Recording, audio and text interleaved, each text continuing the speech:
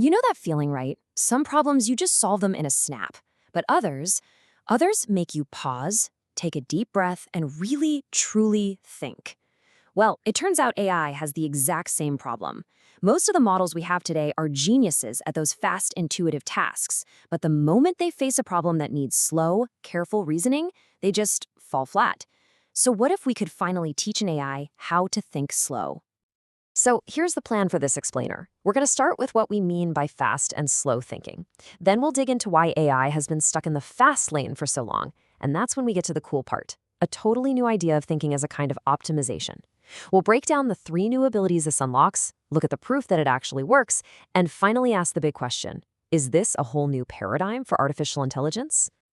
All right, first things first. To really get this, we all need to be on the same page about fast versus slow thinking. And this isn't just some casual phrase. It's a really powerful idea from psychology, made famous by Daniel Kahneman. He talks about 2 systems in our brains. System 1 is your autopilot, your gut reaction. It's recognizing a friend's face instantly or knowing that 2 plus 2 is 4. It's effortless. But System 2, that's what you have to switch on for a really tough math problem. It's slow, it takes effort, and it works step by step. One is a lightning-fast guess, the other is a careful, deliberate process. And here's the thing, this framework is a perfect map for where AI is today. Our current models are absolute masters of System 1. They are brilliant at recognizing patterns and giving you a quick answer. But the second you ask them to solve a weird, new problem that takes multiple steps, they just hit a wall. They're missing a true System 2. So why is that? I mean, these models are incredibly powerful. Why can't they just think a little harder? Well, the answer, it turns out, is buried deep in their core architecture. If you pop the hood and look inside, you find some really fundamental limits. You have reasoning models that are great for things like math or code, where it's easy to check if an answer is right or wrong. But they're kind of lost with more open-ended questions. Then you have diffusion models, the ones that make images. They can't just decide to spend more time making an image better. They get one shot and that's it. And older models like RNNs, they're built to just chug along through a sequence, not to pause and really chew on one particular prediction. Okay, this is where the story gets really, really exciting. To get past these limits, to actually build an AI that has a System 2, some researchers came up with a totally different way of looking at the problem. They asked, what if thinking isn't about making a single perfect prediction? What if it's more like a search for the best possible answer? And this brings us to this amazing concept called energy-based models. I want you to picture a landscape with hills and valleys.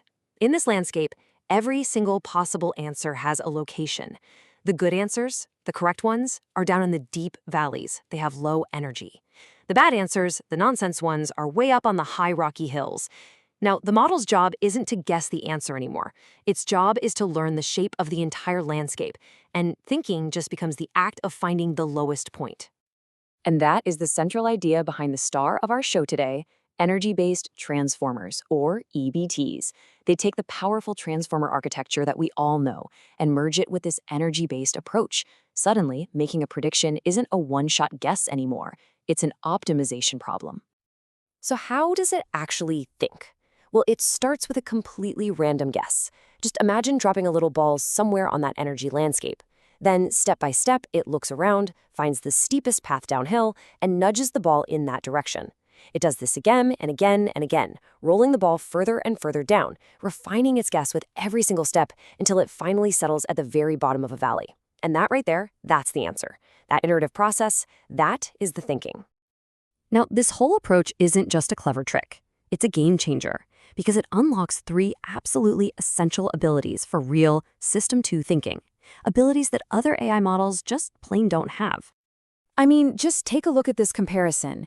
Your standard transformers, RNNs, even the fancy diffusion models, they are all missing critical pieces of the puzzle. These new energy-based transformers are the first architecture to check all 3 boxes. They can dynamically allocate compute, they can model their own uncertainty, and they can verify their own predictions. It's the whole shebang. The first ability is maybe the most important. EBTs can decide how much effort a problem deserves. For an easy question, the ball finds the valley in just a few steps. But for a really hard problem, it can take way more steps, spending more time and compute to find the right answer. That's exactly what we do when we're stumped by a difficult question. Second, that energy score we talked about, it's basically a built-in confidence meter. A deep, sharp valley means the model is super confident in its answer, but a wide, flat plane, that signals uncertainty. For the first time, this allows an AI to know what it doesn't know, which is a massive part of real intelligence. And finally, number 3, at every single step of this process, the EBT is checking its own work. It's constantly looking at the energy of its current guess and using that feedback to make the next step better. It's like having a little quality control inspector for its own thoughts. Okay, so this all sounds amazing in theory, but here's the billion-dollar question. Does it actually work in practice? Well, this is where we get to look at the numbers, and they are seriously impressive. Right off the bat, EBTs just learn more efficiently. Pitted against a top-of-the-line transformer model, the EBTs showed a scaling rate that was up to 35% higher. What that means is, for the same amount of data and computer time, they just learn faster and better. In the world of AI, that is a huge, huge advantage. But this next number is the real headline, 29%. What is that? That is the performance boost that EBTs get simply by thinking longer about a problem when it's time to give an answer. And a standard transformer, you can give it all the extra time in the world. Its performance boost is 0, a big fat 0. Its architecture just can't use it. It makes its best guess in one go, and that's all she wrote. And what's really crucial here is that this ability to think longer is most valuable when the AI is facing something it's never seen before. The data shows that the more new and unfamiliar a problem is, the bigger the performance jump from thinking becomes. This is huge. It proves that EBTs don't just memorize patterns, they can actually reason their way through new situations. So, let's zoom out. What does all this add up to? Is this just another incremental improvement, another small step forward for AI? The researchers who developed this think it's something much, much bigger. I mean, let's just use their own words. They're not just calling it an improvement. They're calling it a promising new paradigm shift. When you have something that learns better, thinks better, and generalizes to new problems better, well, that's not just an update. That's a trifecta of capabilities that could completely change how we build the next generation of AI. Because what this really means is that EBTs show us a path toward an AI that can learn to reason all by itself. It doesn't need a perfectly curated dataset where every answer is labeled right or wrong. It just needs to learn that landscape of possibilities, and then it can figure out how to navigate it. That is a profoundly different and way more powerful way to build intelligence. And that really leaves us with a fascinating question to chew on. We have seen what an AI with incredible fast thinking can do.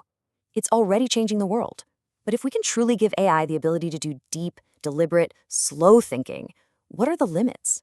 What are the grand challenges in science or creativity that suddenly become solvable? That's the future this new paradigm is asking us to imagine.